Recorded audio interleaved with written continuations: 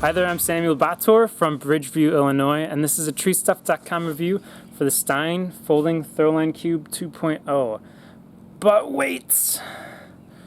It's already busted. It's only been in use for like a month or two. This is awesome material. It's really stretchy. It seems like it's made pretty well, and it's pretty similar to any other Throwline Cube that you get, but also similar to most of them. It's already broken through the corner, and it's starting to become unusable. So if you're looking to get this, just be aware you gotta take extra good care of it.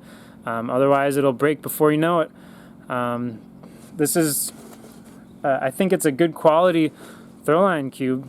It's just got that defect that a lot of them have. So if you're gonna stick it in your rope bag and carry with your gear, make sure you're gentle, you don't throw it around, you don't shove it in there.